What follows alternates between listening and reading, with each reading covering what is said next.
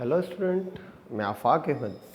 आज विज्ञान कक्षा 10वीं का अध्याय 2 अम्ल क्षारक एवं लवण के आगे का टॉपिक हम लोग पढ़ने वाले हैं। आज का हमारा टॉपिक रहेगा पीएच स्केल और उसका हमारा दैनिक जीवन में क्या महत्व है। पिछली कक्षाओं में हम लोग अम्ल और क्षारक के बारे में पढ़ चुके थे और उसकी विभिन्न चीज़ों से प्रक्रिया अभिक्रिया भी हम लोग समझ चुके थे। आज हम लोग पीएच स्केल पढ़ते हैं। पहली चीज़ है अम्ल एवं क्षारक की प्रबलता। कोई अम्ल या क्षार कितना ज़्यादा प्रबल है या कितना दुर्बल है, इस चीज़ को किस तरह से मापा जाएगा या किसके ज़रिए से मापा जाएगा। तो एक चीज़ समझ लीजिए दोस्तों कि अम्ल में H+ आयन होता है।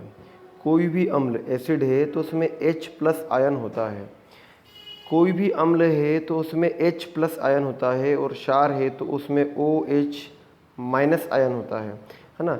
एक चीज़ हम लोग समझ लीजिए कि जब भी दो चीज़ें, दो पदार्थ आपस में, दो तत्व हम लोग आपस में मिलाते हैं तो उनमें से एक तत्व पॉजिटिव और एक तत्व नेगेटिव होता है।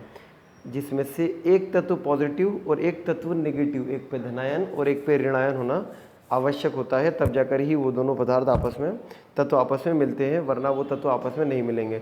अगर दो तत्वों ऐसे मिला दें हम लोग जिनकी दोनों के ऊपर पॉजिटिव चार्ज हो या दोनों धनायनित हो, तो उन दोनों को आपस में नहीं मिलाया जा सकता है। दोनों अगर ऋणायन भी हो तब भी आपस में नहीं मिलाया जा सकता। तो दो चीज़ें तब मिलती हैं जब एक पे धनायन और एक पे ऋणायन हो। ये आयन किस तरह से लगते हैं, किस चीज़ के होते हैं, है ना, ये हम लोग आगे की कक्षाओं में पढ़ने वाले हैं, जिसमें हम लोग इसकी डिटेल समझेंगे। तो एक चीज़ समझ लीजिए कि जहाँ अम्ल में H+ आयन की सांद्रता अधिक होती है और क्षार में OH- आयन, हाइड्रोक्साइड आयन की जो है सांद्रता अधिक होती है। ठीक है, एग्जाम्पल लिया है मैंने। एक अम्ल है हाइड्रोक्लोरिक अम्ल। हाइड्रोक्लोरिक अम्ल बहुत प्रबल अम्ल है, मजबूत अम्ल है मतलब, है ना। इसको मैंने दो हिस्सों में तोड़ा तो मुझे हाइड्रोजन और क्लोरीन मिल जाएगा। हाइड्रोजन पॉजिटिव चार्ज होता है और chlorine minus charge, negative charge इसके ऊपर होता है। हाइड्रोजन पर पॉजिटिव चार्ज होता है और क्लोरीन पर नेगेटिव चार्ज होता है। तो ये हम लोगों को मिला कि अम्ल में हाइड्रोजन आयन की सांद्रता अधिक होती है। अम्ल में हाइड्रोजन आयन होते हैं, H+ आयन होते हैं। इसी तरह क्षार की बात करें तो मैंने सोडियम हाइड्रोक्साइड NaOH एक क्षार लिया है, इसको दो हिस्सों में जो है बांट दिया तो सोडियम आयन मिल जाएगा पॉजिटिव में और OH- में आयन हम लोगों को प्राप्त हो जाएगा। ठीक है, तो यहाँ पर क्षार अगर जब है तो इसमें OH- आयन होता है। ठीक है, क्वेश्चन बनता है कि क्या क्षार में भी H+ आयन होता है। तो हाँ, H+ आयन क्षार में भी होता है, लेकिन जो है कम मात्रा में होता है या इसकी सांद्रता कम होती है। तो हम लोग जनरली जो बात करते हैं वो H+ आयन अम्ल में और OH- आयन क्षार में होता है। ठीक है, इसी के ज़रिए से पता लगता है कि कितना ज़्यादा अधिक क्षार या अम्ल प्रबल है या कम है। अगर H+ आयन की मात्रा अधिक है मतलब अम्ल या क्षार जो है वो अधिक प्रबल है, और अगर OH- आयन की मात्रा अगर अधिक है मतलब जो है क्षार जो है प्रबल है। अगर H+ आयन की मात्रा कम है, सांद्रता कम है, मतलब अम्ल जो है दुर्बल है, और OH- आयन की सांद्रता या जो है मात्रा कम है, तो मतलब क्षार जो है वो दुर्बल है। ठीक, आगे बढ़ते हैं हम लोग दोस्तों। एक चीज़ होती है pH मान। हो सकता है कि आप लोगों ने pH कभी नाम सुना हो, कभी ना भी सुना हो। असल में pH जो है ये समझ लीजिए कि pH के ज़रिए से हम लोग जो है हाइड्रोजन आयन को नापने की कोशिश करते हैं। जो मैंने बताया आपको H+ आयन, तो हम लोग pH के ज़रिए से H+ आयन ढूंढने की कोशिश करते हैं। pH, P स्टैंड फॉर पुसांस, है ना। ये एक जर्मन वर्ड है जिसका मतलब होता है शक्ति, पावर। ठीक है, तो P जो है एक जर्मन वर्ड है जिसका मतलब होता है पुसांस, जिसका जो शब्द है पुसांस उसका मतलब होता है शक्ति, है ना, पावर, ये कंसंट्रेशन आप बोलिए। और H stand for hydrogen, H stand for hydrogen यानी हाइड्रोजन की शक्ति। तो pH मान एक ऐसा मान है जिसमें हम लोग किसी पदार्थ का हाइड्रोजन की शक्ति मापते हैं, हाइड्रोजन की सांद्रता मापते हैं कि इसमें हाइड्रोजन कितना है, तो उसको मापते हैं, इसलिए उसको pH मान हम लोग ने यहाँ पर कहा है। ठीक है, आगे बढ़ते, आपको और चीज़ समझ में आ जाएगी pH के बारे में आगे जो मैं पढ़ा रहा हूँ उसमें। pH मापने के लिए एक स्केल होती है जिसे हम लोग pH स्केल कहते हैं। एक स्केल होती है जिसे हम लोग पीएच स्केल कहते हैं, ये आपको यहाँ पर दिखाई गई है ना, इसको भी छोड़ दीजिए थोड़ी देर के लिए, हम लोग इसकी बात कर रहे हैं। एक पीएच स्केल जो है होती है जिसके ज़रिए से हम लोग पीएच यानी हाइड्रोजन की सांद्रता मापते हैं। हाइड्रोजन की सांद्रता मापने के लिए हम लोगों के पास में एक स्केल होती है। ये हमारी जो साधारण स्केल होती है उसी तरह की एक स्केल आप समझ लीजिए कि किस तरह की स्केल होती है। इसमें 0 से 14 0 to 14 जो है अंक होते हैं। 0 to 14 इसमें जो है अंक होते हैं, जिसको अगर हम लोग चाहें तो 3 भागों में डिवाइड कर सकते हैं। एक तो 0 से 7 है ना, ये भाग है ना एसिडिक है, एसिड स्केल हम लोग इसको बोल सकते हैं। 7 to 14 इसको बेस स्केल हम लोग बोल सकते हैं, ठीक है। और अकेला जो 7 है, ये 7 जो है न्यूट्रल, या फिर आप इसको बोल दीजिए ठीक है। 0 to 7 जो है एसिड यानी अम्ल स्केल हो गई। 7 से 14 जो है बेस यानी क्षारक स्केल हो गई। और 7 जो है न्यूट्रल है यानी उदासीन है, इसको हम लोग पहले पढ़ चुके हैं। उदासीन जहाँ पर ना जो है एसिड होता है ना बेस होता है, बल्कि इसके बीच का होता है, इसको उदासीन बोलते हैं, न्यूट्रल बोलते हैं। तो हम लोग इस स्केल को 3 हिस्सों में बांट सकते हैं। 0 to 7 ये एसिड वाला पार्ट होता है, एसिड, ठीक है, अम्लीय होता है। 7 से 14 ये क्षार, बेसिक या अल्केलाइन जिसको बोलते हैं। और 7 नंबर पे अगर कोई चीज़ आती है तो वो न्यूट्रल या उदासीन, उसको हम लोग कहते हैं। समझते हैं कैसे? अगर किसी पदार्थ में हाइड्रोजन आयन की मात्रा 0 से 7 के बीच में निकली, 0 से 7 के बीच में यानी 0 to 6.9 समझ लीजिए आप, 0 to 6.9 अगर किसी की है तो हम लोग कहेंगे कि वो पदार्थ जो है वो एसिड है। अगर किसी पदार्थ का पीएच मान या हाइड्रोजन आयन की सांद्रता 0 से 6.9 निकली तो हम लोग बोलेंगे कि ये पदार्थ कैसा है, एसिड है, ठीक है, ये कैसा है, एक अम्ल है। और अगर उसकी मात्रा 7.1 से 14 तक निकली तो हम लोग उसको बोलेंगे कि वो बेस है ना, या फिर क्षार बोलेंगे, क्षारक है, अल्कलाइन है, ठीक। 7.1 से 14 तक निकला तो हम लोग बोलेंगे वो क्षार है। और अगर उसकी मात्रा एग्जैक्ट 7 निकली तो फिर हम लोग बोलेंगे कि यह पदार्थ उदासीन है, न्यूट्रल है, ठीक है। तो ये इसके इस तरह से जो है पीएच स्केल काम करती है। और हम लोग पदार्थों के हाइड्रोजन आयन को मापते हैं कि वो हाइड्रोजन आयन कहाँ पर है। अगर किसी पदार्थ का हाइड्रोजन जैसे जैसे आप इस तरफ जाते जाएंगे एसिड बढ़ता जाएगा, या फिर यूँ कहिए कि अम्ल की प्रबलता बढ़ती जाएगी। और जहाँ 7 से इस तरफ जाते जाएंगे तो क्षार की प्रबलता बढ़ती जाएगी। 7 के करीब करीब में, 7 नंबर 7 नंबर के करीब करीब में अम्ल की और क्षार की प्रबलता जो है वो कम होती है। यानी इसके करीब में, इससे जितने ज़्यादा करीब अम्ल होगा वो उतना ज़्यादा दुर्बल होगा, इससे जितना ज़्यादा करीब जो है क्षार होगा वो उतना ज़्यादा दुर्बल होगा, ठीक है। जितना ज़्यादा दूर जाते जाएगा वो उतना ज़्यादा प्रबल होता जाएगा, चाहे वो क्षार हो या फिर जो है हम लोग इसे इसको लिख देते हैं कि बीच में मैंने इसको दुर्बल कर दिया और दोनों तरफ मैंने प्रबल कर दिया, ठीक है। पर फ़र्क क्या है कि इस तरफ क्षार अम्ल बढ़ता जा रहा है, इस तरफ अम्ल बढ़ता जा रहा है, और इस तरफ क्षार बढ़ता जा रहा है, ठीक है। इस तरफ अम्ल जो है दुर्बल से प्रबल की तरफ बढ़ रहा है और इस तरफ क्षार जो है दुर्बल से प्रबल की तरफ इसमें बढ़ रहा है, ठीक है। मैंने यहाँ पर आप लोग को एक लिस्ट दी है, इसमें बहुत सारी चीज़ों के जो है पीएच मान बताए रखे हैं। हो सके तो आप जितना ज़्यादा इसमें से देख सकते हैं, याद करने की कोशिश कर सकते हैं, याद भी रखिए। जिन जिन चीज़ों को आप देख लीजिए, नॉर्मली कुछ कुछ चीज़ों का याद कर लीजिए, जैसे ब्लड है, मिल्क है, इनका याद कर लीजिए। बैटरी जो कि हाईएस्ट होता है, जिससे हम लोग का हाथ जल भी जाता है। लेमन है, इसका भी जो है ये भी हाई एसिड होता है, ठीक है। तो ये इस तरह की चीज़ें आप लोग के सामने दी हुई हैं। आगे कुछ और इम्पोर्टेंट चीज़ें हम लोग पढ़ने वाले हैं, वो है दैनिक जीवन का में पीएच का जो है क्या महत्व होता है।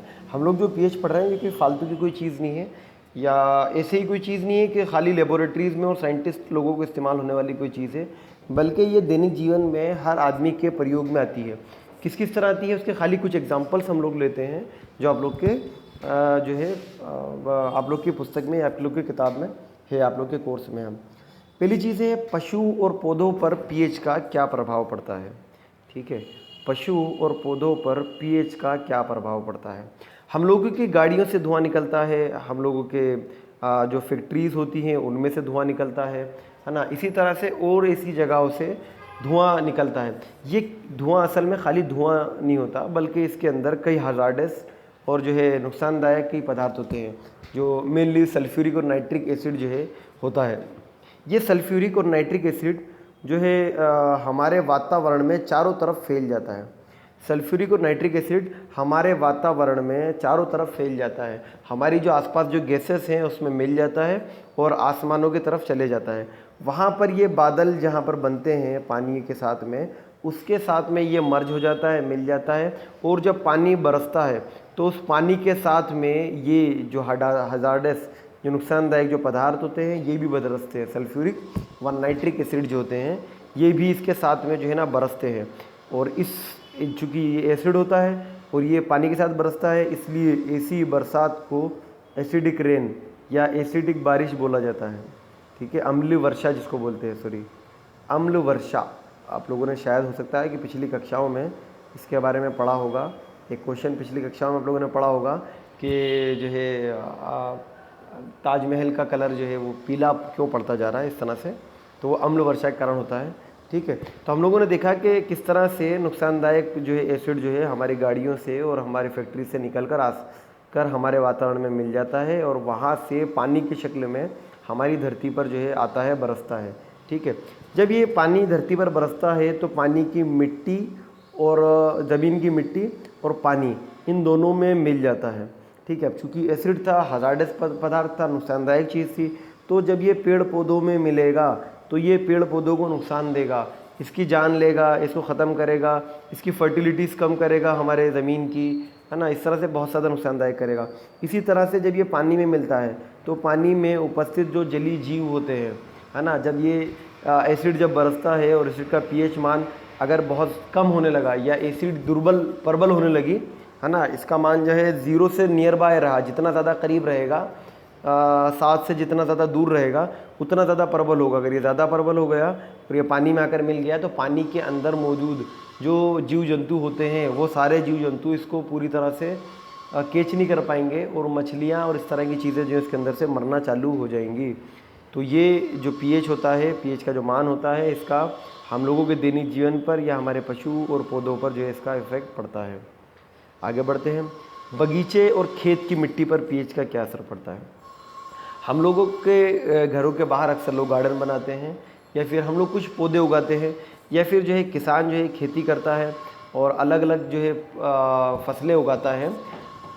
एक्चुअल में किसान भी जो है ये चीज़ समझता है और वो जो है ना आज के ज़माने में पीएच मान को नापने के बाद में अपनी फसल जो है उगाते हैं।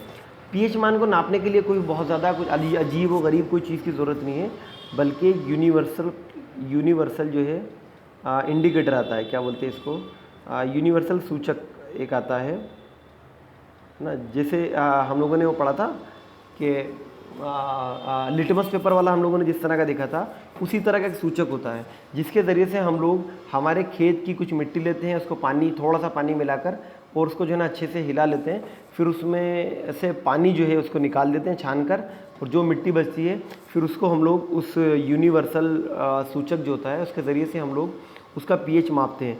वो फिर देखते हैं कि उसका पीएच कैसा है, अगर वो बेसिडिक है, एसिडिक है, न्यूट्रल है, या एसिड से ज़्यादा करीब है या बेस से ज़्यादा करीब है। फिर हम लोग जिस तरह की खेती कर रहे हैं उसके अकॉर्डिंग हम लोग को एसिड ज़्यादा चाहिए या बेस या कम ज़्यादा चाहिए, उसके हिसाब से हम लोग इसमें फर्टिलाइज़र और अलग अलग केमिकल्स का इस्तेमाल करके और जो है इसको बैलेंस करते हैं। मान लो अगर हमारी मिट्टी में एसिड ज़्यादा हो गया और मुझे कम करना है तो फिर मैं इसमें कुछ मात्रा बेस की मिला दूंगा। अम्ल अगर ज़्यादा हो गया और अम्लता को कम करना है तो फिर मैं उसमें कुछ मात्रा जो है क्षार की मिला दूंगा, या अगर क्षार ज़्यादा हो गया और मुझे कम करना है तो उसमें कुछ मात्रा एसिड की मिलाऊंगा, ताकि हमारी जो मिट्टी है उसमें जितना मुझे पीएच चाहिए उतना मुझे पीएच मिल जाए, उसको मैं बैलेंस कर लूँ, उसके बाद फिर उसके अंदर मैं कोई चीज़ उगाऊंगा। ठीक, तो ये पीएच का जो महत्व होता है ये हम लोगों के बगीचे और खेतों की मिट्टी पर इसका फ़र्क पड़ता है, और इसके ज़रिए से हम लोगों के जो उगने वाला जो पदार्थ है वो डिपेंड करता है ना, या तो ख़राब होगा या क्या होगा। ठीक, इसके ज़रिए से हम लोग का इसमें फ़र्क पड़ता है। तो पीएच का जो है बड़ा अहम महत्व है। इसके बाद हम लोगों के पाचन क्रिया, पाचन तंत्र जो होता है, हम लोग खाना खाते हैं, हमारे शरीर में जाता है, पचता है ना, उसमें से जो आवश्यक चीज़ें होती हैं वो हम लोग के शरीर उसको अलग अलग भाग उसको एब्जॉर्व कर लेता है और फिर बाद में जो बची हुई चीज़ें होती हैं वो मलमूत्र के ज़रिए से हम लोगों के शरीर से बाहर हो जाती है। ठीक है, ये तो एक नॉर्मल चीज़ है। हम लोग आगे पाचन तंत्र पूरा पढ़ेंगे, उसमें हम लोग डिटेल इसके बारे में समझने की पूरी कोशिश करेंगे। ठीक है, अभी खाली आप लोग जो है, हम लोग जो मेन देख रहे हैं पाचन तंत्र में पीएच। आप लोगों ने अक्सर देखा होगा कि अगर हम लोग ज़्यादा मसालेदार कोई चीज़ खा लेते हैं या हद से ज़्यादा हम लोगों ने कभी खा लिया तो हम लोगों के शरीर में, हम लोगों के स्टमक में, पेट में एक अजीब सी चीज़ लगने लग जाती है, खट्टी खट्टी डकार आने लग जाती है और इस तरह की चीज़ें। हम लोग उसको जनरली एसिडिटी हम लोग बोलते हैं, एसिडिटी बोलते हैं, है ना। ये एसिडिटी एसिड से तो बना है, अम्लीता तो है। एसिडिटी किसे बोलेंगे? एसिडिटी बोलते हैं अम्लीता को। तो ये एसिडिटी हम लोग जनरली जानते हैं कि एसिडिटी हम लोग को हो जाती है। ठीक, तो हम लोग का पाचन तंत्र में भी जो है पीएच का बहुत अहम महत्व होता है। अक्सर जो है ज़्यादा खा लेने से या ज़्यादा मात्रा में मसाला या इस तरह की कोई चीज़ खा लेने से हमारे शरीर में एसिडिटी बढ़ जाती है। अब आप लोग बताइए कि जब हम लोग के शरीर में एसिडिटी बढ़ जाती है तो फिर हम लोग क्या करते हैं? चूँकि एसिड बढ़ गया है तो फिर हम लोग बेस का इस्तेमाल करते हैं, क्षारक का इस्तेमाल करते हैं। मैंने आप लोग को अभी बताया कि अगर हम लोग को अम्लीता कम करना है तो हम लोग क्षारक का प्रयोग करेंगे और क्षारकता को कम करना है तो फिर हम लोग अम्ल का प्रयोग करेंगे। तो कुछ क्षारक ऐसे होते हैं जिसको हम लोग उपयोग करके और हम लोग की एसिडिटी ख़त्म करते हैं, जिसमें जनरली एक जो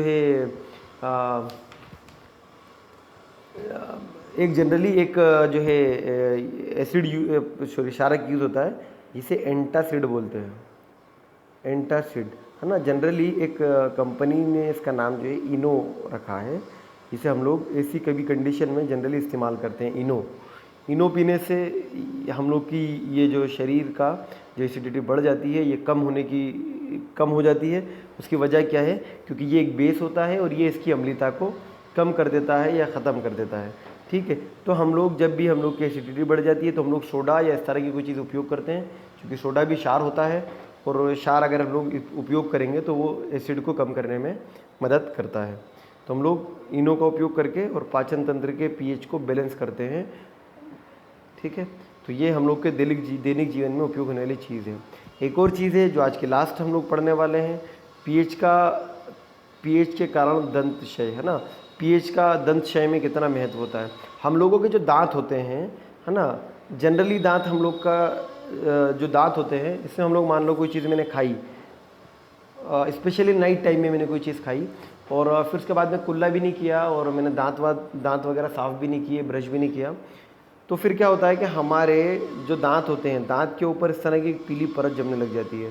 ठीक है, ये एसिड की परत होती है। एक्चुअल में क्या होता है, हम लोगों ने जो खाना खाया ये तो उसके छोटे कुछ कण जो है हमारे दांत में फंसे रह जाते हैं या चिपके हुए रह जाते हैं अगर हमने साफ़ नहीं करा तो। अब ये जो दाने और ये खाने की चीज़ें जो चिपकी हुई रह जाती हैं इसमें जो है ना जर्म्स पैदा हो जाते हैं, है ना, कुछ जो है जीवाणु पैदा हो जाते हैं, जर्म्स जिसको हम लोग बोलते हैं। तो ये जर्म्स छोटे जर्म्स क्या करते हैं कि एक तरह का एसिड उत्पन्न करते हैं और ये एसिड हमारे दांतों पर चढ़ना स्टार्ट कर देता है। जनरली हमारे दांतों पर एक पतली सी जो है ना वाइट एक परत होती है जो हमारे दांतों को एकदम से ख़राब होने से बचाती है। लेकिन जब हमारे दांतों में जो ये जर्म्स जो पीएच छोड़ रहे जो जर्म्स जो है अम्ल जो निकाल रहे हैं, ये अगर इसकी मात्रा अगर 5.5 से कम हो जाती है, इसकी पीएच की मात्रा 5.5 से कम हो जाती है, मतलब एसिड जो है ज़्यादा प्रबल हो गया और ज़्यादा हम लोग के शरीर को नुकसानदायक होने वाला हो गया, तो फिर हमारे दांत ख़राब होने चालू हो जाते हैं या फिर हमारे मुंह में छाले होना, इस तरह की चीज़ें जो है इसके कारण बढ़ जाती हैं। तो ये हमारे दैनिक जीवन में दांतों में दंत क्षय पीएच के मान के कम या बढ़ जाने की वजह से किस तरह से नुकसानदायक होता है, वो सब चीज़ इसमें है। इसी चीज़ को कम करने के लिए हम लोग जो है ऐसे टूथपेस्ट या मंजन वगैरह का इस्तेमाल करते हैं जिसमें बेस की मात्रा अधिक होती है, जिसमें बेस या क्षार, है ना, जिसमें क्षार की मात्रा अधिक होती है। तो ऐसे हम लोग जो है पेस्ट इस्तेमाल करके और इस दंत क्षय से अपने शरीर को बचा सकते हैं। आई होप यहाँ तक आप लोग को पूरा लेक्चर समझ में आ गया होगा। अगर कोई डाउट है, कोई चीज़ समझ में नहीं आई है, कोई इशू है, कोई प्रॉब्लम है, तो आप लोग कमेंट बॉक्स में लिखकर मुझे भेज सकते हैं और जो स्कूल स्टूडेंट्स हैं वो लोग मुझसे पर्सनली भी इसके बारे में बात करके और मुझसे इसके बारे में डाउट क्लियर कर सकते हैं। ठीक है, तो ये क्लास यहीं पर ख़त्म करते हैं।